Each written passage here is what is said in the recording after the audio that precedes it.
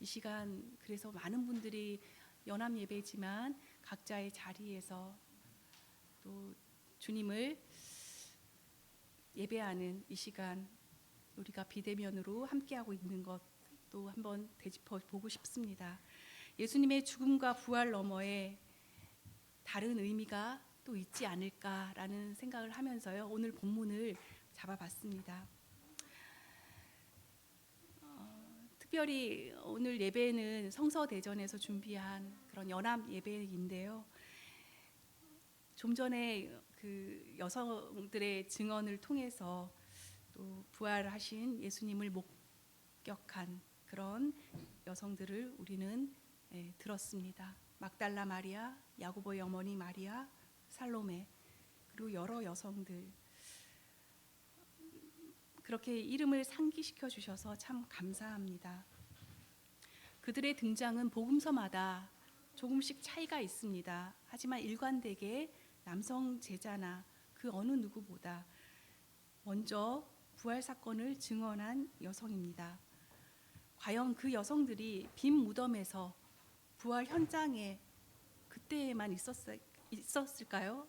저는 그렇지 않다고 생각합니다. 여성들이 예수님의 십자가 죽음과 장례 또 빈 무덤에 갑자기 등장하는 것 같이 보이지만 그들은 예수의 초기 사역부터 이미 시간과 물질과 정성과 여러 노력을 들여서 함께 해왔기 때문에 그 자리에도 있었을 것입니다. 그들의 역할은 기독교 교회 공동체를 형성하는 데 있어서 아주 중요한 기반이 되었을 가능성을 시사해 줍니다. 하지만 후에 여성의 증언은 어쩌면 그들 관례상 효력이 없다는 그런 사실로 인해서 더 이상 등장하고 있지 않습니다. 서신서에 나오는 부활장, 즉 고린도전서 15장에 의하면요, 여러 이제 예수님의 부활에 대해서 설명을 하고 있는데 그 첫 목격자를 게바로 시작하고 있습니다. 5절에 있죠. 이렇게 베드로인 게바에게서 시작된, 그래서 제자들과 500여 성도와 또 만삭되어 낳지 못한 바울에게까지 그렇게 말씀하고 있습니다. 어느 순간 여성의 이름이나 증언은 보이지 않습니다. 많은 희생과 노력을 다했다고 아까 말씀드렸는데요, 참 이상하지요. 분명히 있었던 일인데 없는 일이 되기도 합니다. 우리가 세상을 살다 보면 이와 같은 일들이 종종 일어나지 않나요? 우리 일상에서 또 많이 겪는 일이기도 합니다.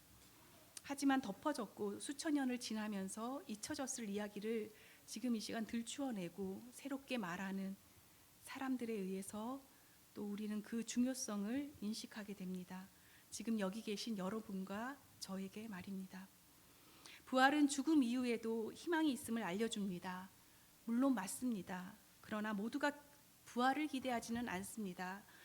인간은 죽기에 죽음을 숙명으로 맞아들입니다. 어찌해 볼 도리도 생각도 하지 않지요. 최근 들어 코로나 상황이 계속되는 속에서 장례를 치른다는 거 더 어려운 일이 되고 있는데요. 살려내야 한다고, 감히 살릴 수 있다고 그렇게 생각하는 사람은 아마 아무도 없을 것입니다. 그렇지만 여러분, 성경에는 예수님의 부활 사건만 있었을까요? 예수님의 부활만이 유일한 내용이었을까요? 여러 부활의 흔적들을 여러분들 혹시 성경에서 기억하고 계시는지 모르겠습니다. 예수님의 부활을 포함해 죽었던 사람이 다시 살아난 기적 사건은 한 몇 번쯤 될 것 같으세요? 지금 여기 계신 분들이 답을 알고 계시는 분도 계시겠지만 설명을 드리면 7번 정도에 걸쳐서 기록된 내용만 그렇습니다. 우리가 본문 오늘 읽은 엘리사의 기적, 수넴 여성의 아들이 다시 살아난 것이 있고요. 그 전에 열왕기상 17장에 보면 사르밧 과부, 즉 엘리사가 사르밧 과부의 아들을 살린 그런 기록도 있죠. 신약으로 넘어가면 예수에게서 또 발견되는 예수님이 살려내신 그런 기적들이 나인성 과부의 아들이라든지 야이로, 회당자 야이로의 딸 이야기라든지 또 잘 알고 있는 나사로의 기적까지 있습니다. 또 이어서 오늘 본문 신약 성경에 나오는 다비다, 그 사도행전의 베드로의 기적에 또 부응한 그런 다비다의 다시 살아난 기적까지 기록을 우리가 찾을 수 있습니다. 지금은 의학의 기술로 사실 거의 죽어가는 사람까지도 살려내는 많은 그런 예들을 찾을 수 있죠. 하지만 당시에 죽어간 사람들이 훨씬 더 많았습니다.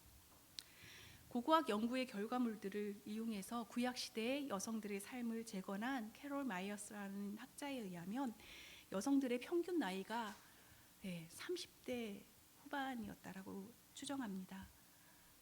만약에 그 당시였으면 저도 이 자리에 있지 못하였을 것 같죠. 당시 피임 기술이 없었기 때문에 여성의 생애 주기 동안 출산은 꽤 여러 번 있었을 것으로 보이고요. 그것은 상당히 고통스럽고 아이를 낳다가 죽은 여성도 많았을 거라고 추정됩니다. 창세기 35장 여러분 아시는 대로 라헬 역시 야곱의 아이를 낳던 중 죽음을 맞게 되죠. 그래서 막내 아들 베냐민 우리가 기억을 합니다. 이와 같이 생명을 낳고 키우는 일은 상대적으로 굉장히 죽음과 맞닿아 있고 직면해야 하는 힘들고 어려운 일이었을 것입니다. 그 중심에 여성이 있습니다. 오늘 설교에서는 예수님의 부활을 유일한 사건으로 지키고 있는 부활주일에 구약과 신약에서 각각 한 예를 통해서 다시 살아난 기적의 동력한 여성들을 살피면서 우리의 신앙을 되새겨 보고 싶습니다. 성경에는 사람을 지칭할 때 보통 이름을 내야 되는데 특히 이름 없이 등장하는 사람들이 좀 종종 있죠. 대부분 여성일 경우가 많은데 특별히 지역을 붙여서 이름을 알려줍니다. 사마리아 여성, 나인성의 여성, 또 오늘 이 수넴 지역에 살았던 수넴의 여성, 열왕기하 4장 8절에 보시면 수넴 지역에 살았던 여성을 어떻게 소개하고 있느냐 하면은 그돌라 이슈아라고 히브리어로 이제 쓰여져 있는데요. 이슈아는 여러분 잘 아시는 이쉬 남성의 또 상대되는 이슈아 여성이고요. 그돌라는 사실 그 단어의 뜻은 크다, 위대하다, 훌륭하다 그런 뜻을 갖고 있습니다. 오늘 앞서 읽어주신 본문을 새 번역에 따른 것으로 아는데요. 거기는 부유한 여성으로 나오고 있죠.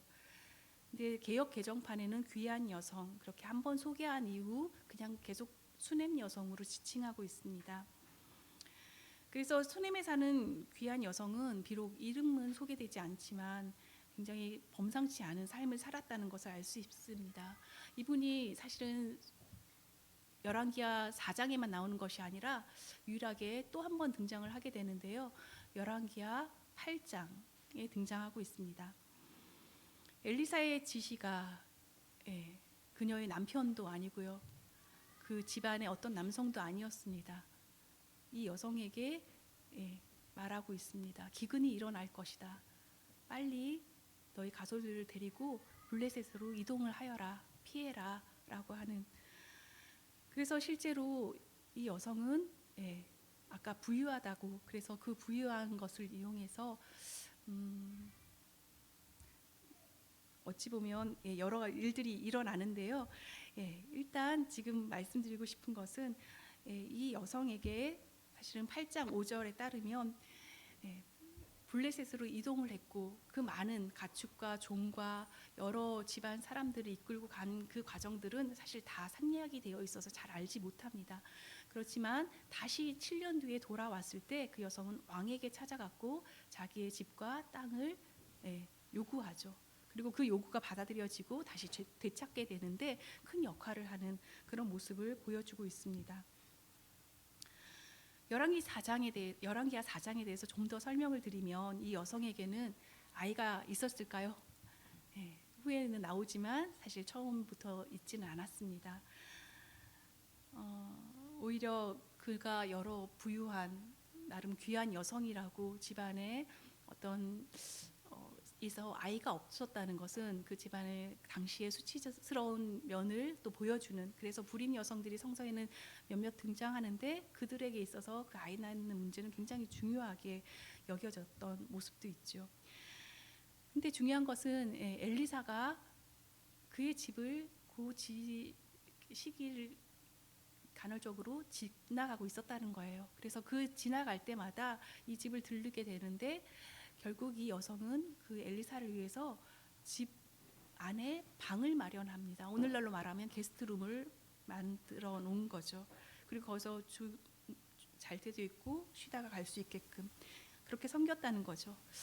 근데 어떤 대가를 바라고 섬겼다는 것은 아니었습니다. 심지어 엘리사의 종 게하시를 통해서 무엇이 필요하냐고 구체적으로 묻는 질문 앞에 내가 내 백성 중에 거한다. 즉 내가 지금 잘 지내고 있다라고 대답합니다. 그럼에도 굳이 엘리사는 답례를 생각하고 있지. 네, 답례를 생각했다는 겁니다. 네, 답례를 생각하지 않고 어떻게 보면은 어떤 대가 없이 이름도 없이 그렇게 섬기는 그녀의 어떤 헌신과 봉사는 좀 무력하게 답례를 생각해내는 그런 엘리사에 의해서 좌절됩니다. 바로 다음 장에 이어지는 나아만 사건 열왕기하에서는 나아만이 그 병을 낳고 난 이후에 답례를 주고자 했을 때 엘리사가 단호하게 어떤 답례도 받지 않겠다라는 그런 모습과 상당히 비교가 되기도 합니다. 사실 많은 학자들과 설교가들은 그 여성이 아이가 없는 것에 주목을 했고 아이를 기다렸을 것이라고 생각합니다. 그래서 게하시를 통해서 불임 여성이다, 아이가 이 집안에 없습니다 라는 말을 통해 엘리사는 무엇이든 해줄 수 있는 그런 어떤 위치였는지 엘리사는 또 당당하게 예언을 하게 되죠. 다음에 이 시간에 당신은 아이를 안고 있을 것입니다 라고요. 조금 어려운 말로 수태고지라고 하는데요. 이 수태고지는 여러분 예수님이 태어날 당시에도 마리아가 받은 수태고지 사건을 기억하시죠. 이뿐만 아니라 창세기 18장 이삭에게서도 또 사사기 13장 삼손에게서도 또 세례요한 누가복음 1장이죠. 이 속에서도 수태고지는 찾을 수 있습니다.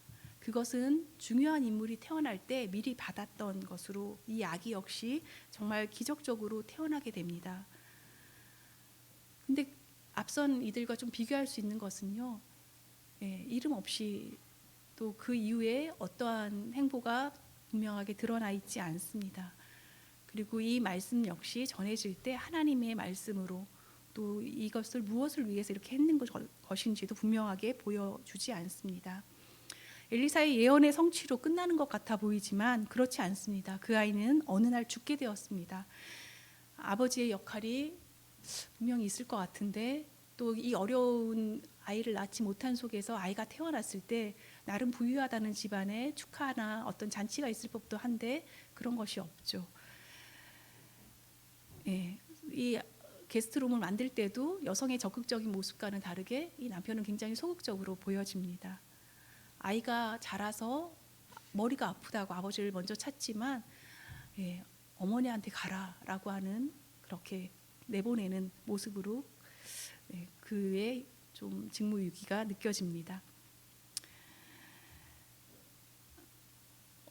이후 여성은 이 죽은 아이를 자신에게서 와서 죽은 아이에 대한 슬픔도 좌절도 절망도 할 새가 없습니다. 그냥 장례를 치를 준비를 하지 않습니다. 바로 방에 그 아이 엘리사가 묵었던 그 방이었을 것 같습니다. 그곳에 아이를 놓고 이제 엘리사를 찾아가죠.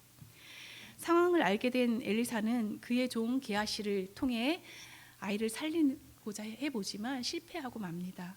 오늘 읽으신 30절 엘리사가 직접 가야 한다는 그녀의 의지가 그를 움직입니다. 열왕기하 2장에서 엘리야를 떠나지 않겠다는 그런 제자로 나오는 엘리사가 말했던 그 말씀과 굉장히 동일시됩니다. 결국 여성을 따라 엘리사는 죽은 아이가 있는 곳으로 가게 되고 34절, 35절 구체적으로 살려내는 행동을 합니다. 아까 본문을 같이 읽으셨지만요. 한번 같이 다시 읽어볼까요? 34장 35절입니다. 침대 위로 올라가서 그 아이 위에 몸을 포개어 엎드렸다. 자기 입을 그 아이의 입 위에 두고 자기 눈을 그 아이의 눈 위에 두고 자기의 손을 그 아이의 손 위에 놓고 그 아이 위에 엎드리니 아이의 몸이 따뜻해지기 시작하는 것이 아닌가. 엘리사가 잠시 내려앉았다가 집안 이곳저곳을 한번 거닌 뒤에 다시 올라가서 그 아이의 몸 위에 몸을 포개어 엎드리니 마침내 그 아이가 7번이나 재채기를 한 다음에 눈을 떴다. 예, 감사합니다.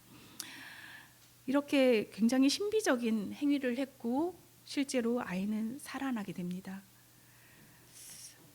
이런 신비적이고 뭔가 적극적인 그런 행위를 통해서 병을 낫고자 했던 바로 다음 장 또 나아만을 좀 인용하게 되는데요. 나아만과 좀 비교가 됩니다. 아마 이런 걸 기대하고 그 먼 곳에서 엘리사를 찾아왔을 텐데 엘리사는 나서서 인사도 하지 않고 오히려 사람을 통해서 그냥 요단강 가서 7번 몸을 씻으라라는 말을 전하는데 그냥 그대로 멈추고 맙니다.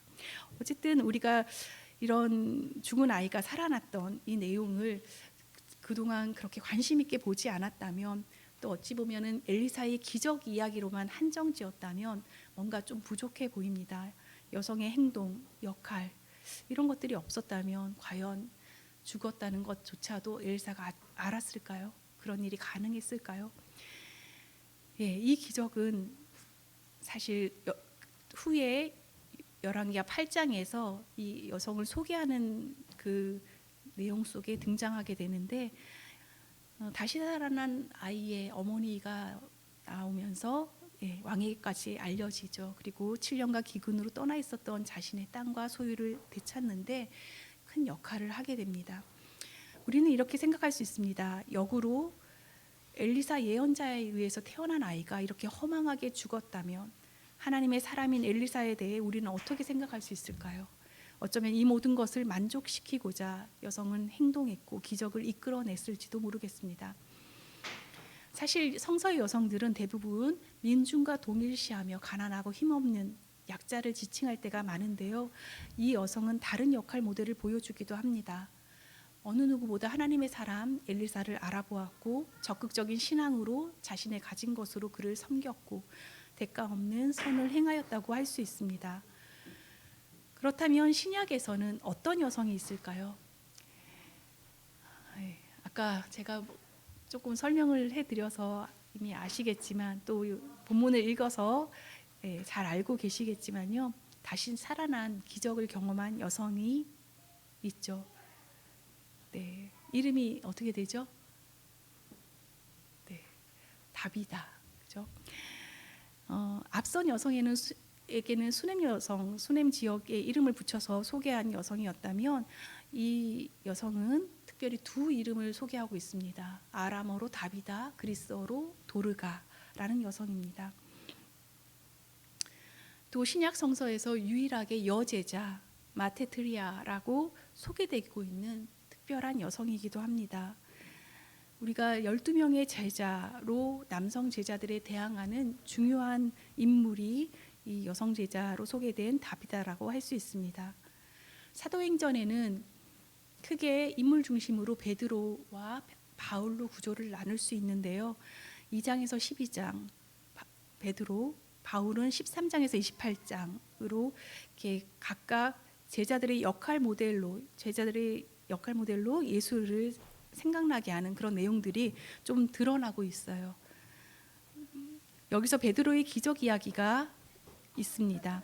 예수의 기적 이야기가 생각나듯 반복적인 부분으로 소개가 되는데요. 여러분 사도행전 3장을 보실까요? 거기에 6절에 보시면 내게 은과 금은 없지만 주 예수 이름으로 일어나 걸으라 라고 하는 실제로 걷지 못했던 지체 장애인에게 일어서서 걷게끔 하는 그런 기적이 일어나게 되죠.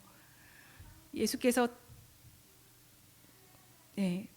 달리다굼, 여러분 마가복음 4장이나 지금 마태복음 9장, 누가복음 5장 이렇게 야이로의 회당장 야이로의 딸을 살리신 그 사건과 어찌 보면은 굉장히 유사한 지금 내용이 이 다비다의 다시 살아난 기적입니다. 죽은 사람을 만진다는 것, 우리가 정결법에 의하면 민수기 19장 11절에서 13절에 의하면 죽은 자와의 접촉을 상당히 꺼려했어요. 이것은 정결법에 위배되는 행위라고 할 수 있죠. 하지만 예수부터 시작해서 베드로나 엘리사나 사실 이 죽은 자를 살리는 역할을 한다는 것은 그 제한성을 넘어서는 행위를 기꺼이 했다고 볼 수 있습니다. 그리고 그것을 지켜본 다른 사람들도 거기에 대해서 다시 의문을 제기하지 않습니다. 오늘날 성경의 구절구절을 들어서 여성 목사는 안 된다, 동성애는 안 된다, 이것은 성경에 있어서 안 된다라고 하고 반대하는 이들을 향해서 과연 예수님은 오늘 어떻게 말씀하실지 행동하실지 궁금합니다. 본문에 들어가 보면 베드로가 죽은 다비다를 살려낸 중심에 저는 베드로보다 이웃 여성들을 좀 보고 싶습니다. 베드로가 죽은 것을 미리 알고 단숨에 달려가 살려내지는 않았다는 것입니다. 제자로 불렸던 다비다는 죽었다가 살아난 여성입니다. 그것은 홀로 할 수 없었고 어쩌면 이웃 여성들의 간절함이 있었기에 가능했습니다. 아까 수넴의 여성, 그런 훌륭한 위대한 여성이었던 수넴 지역 여성을 또 상기시켜 볼 수 있죠. 그래서 베드로가 39절에 따르면 다비다가 죽은 그 현장에 왔을 때 어떤 일이 일어났나요? 그동안 다비다가 지어주었던 속옷과 겉옷을 내어 보이며 그 이웃 여성들은 살려달라고 합니다. 그들 대부분은 과부였습니다. 당시 소외되고 약자 중에 약자였던 그런 사람들이지요. 하지만 이들을 외면하지 않은 다비다, 심지어 이웃 여성들의 옷을 만들어주며 선한 일을 또 구제 사업을 행하였기에 그가 죽었지만 그를 장사 지내지 못하고 떠나지 못하고 그의 부활을 기대한 것인지도 모르겠습니다. 실제로 정말 바라는 대로 그 기적은 일어났죠. 그렇게 다비다는 다시 살아났지만 주목해야 할 것이 있습니다. 이를 지켜본 많은 사람들은 주를 믿었다고 9장 42절에 증언합니다. 그렇습니다. 그들의 신앙이 강화된 이 사건으로 우리는 이해를 해야 합니다. 기적 사건으로 누군가가 교주가 되지 않습니다. 베드로가 우쭐하지도 않습니다. 다비다가 어떤 힘을 또 다르게 행사하지 않습니다. 오히려 그를 보며 하나님을 찬양했을 것이고 로마의 정말 지독한 박해 상황 중에도 복음을 증거하는 일에 주저하지 않았을 것입니다. 주님을 믿고 그 믿음으로 어떻게 살아가야 할지 분명히 알게 되었으리라고 생각합니다. 부활을 믿는 우리에게 이 시간 전해주는 메시지입니다. 예수님은 사실 누군가가 살려내지 않았습니다. 스스로 예언하신 대로 주체적으로 예수님은 살아나셨습니다. 그래서 우리의 부활의 첫 열매가 되셨습니다. 예수님을 통해서 예수님처럼 우리도 부활할 수 있다는 믿음을 확인하고 소망을 가지고 지키는 이 절기에 매년 있어지는 이 절기가 참 의미가 있지만요. 다른 한편으로는 우리가 부활에 동력해야 하는 역할이 있다는 것이기도 합니다. 당장 누군가를 살릴 수 있다고요? 우리가 그렇게 살릴 힘이 있습니까? 그렇게 반문하실지 모르겠습니다. 그렇게 살아내기가 어려운 시대에 우리가 살고 있습니다. 생존의 나이는 그 어느 때보다 길어졌지만 한국 상황에서 젊은이나 노인이나 여성이나 남성, 어린이 할 것 없이 폭력, 자살, 죽음에 내몰리는 일을 목격하기는 어렵지 않습니다. 예수님은 기꺼이 죽음을 통해 그 존재 자체가 되셨지만 우리는 부활 신앙을 믿는다고 그렇게 바로 죽는 것을 권장해야 할까요? 그런 건 아니죠. 어쩌면 더 죽어가는 이 세상에서 죽음에 홀로 맞닿은 이들을 향해, 아니 그러한 구조를 만들어내는 이 사회를 향해 목소리를 내야겠습니다. 그렇게 동력하는 것이 우리 모두의 살림이 되고 주께서 원하시는 하나님 나라 운동에 동참하는 것이 아닐까요? 말씀은 쉽지만 사실 쉽지 않습니다. 하지만 오늘 이 시간 두 여성의 이야기를 통해 우리에게 전해주고 있습니다. 한 여성은 최선을 다해 자신의 죽은 아들을 살리는 일을 엘리사와 함께 도왔는가 하면 이미 죽었지만 그의 주변 여성들의 지지를 받으며 다시 살아난 여성입니다. 엘리사, 베드로, 예수와 같이 살리는 능력은 우리에게 없다고 해도 그 능력이 오히려 걸림돌이 되기에 어쩌면 살려내는 조력자로서 그것을 위해 노력하라고 우리를 이 시간 부르고 계시는 것은 아닐까요? 살려낸 능력이 있었지만 스스로 무력하게 죽음을 맞으신 예수님은 오늘날에도 그렇게 무력하게 죽어가는 이들을 기억하고 계시고 그들이 있음을 우리에게 알려주고 계십니다. 우리에게 많은 이들을 위해 다시 살려내는 일에 열심을 내라고 요청하십니다. 이제 우리는 결단해야 할 것입니다. 여러 죽음 앞에 어쩌면 이미 할 도리를 다 했다고 생각하는지도 모르겠습니다. 가만히 생각해 보면 우리 주변에 이미 죽은 자를 그대로 내버려 두지 않은 예도 있습니다. 혹시 생각나는 게 있으세요? 예를 들면 세월호 사건입니다. 곧 7주기가 다가오죠. 304명의 억울한 희생이 있었지만 아무도 분명하게 그들의 죽음을 해명하지 않기에 부모들이 나서고 또 세월호를 기억하는 기독연대가 나서고 그와 함께하는 이들이 목소리를 내고 있습니다.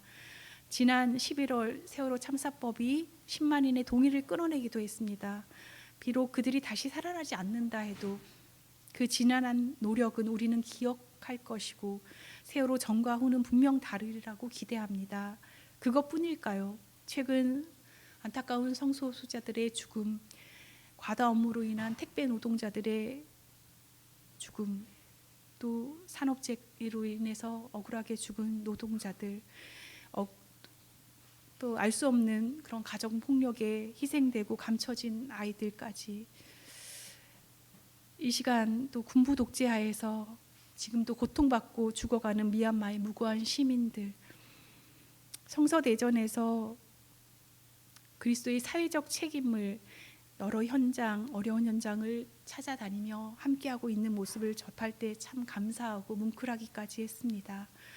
때때로 우리가 할 수 있는 일이 없고 너무 적다고 느껴질지도 모릅니다. 그렇지만 우리는 기억합시다. 우리의 부활신앙은 현재 여기에 있습니다.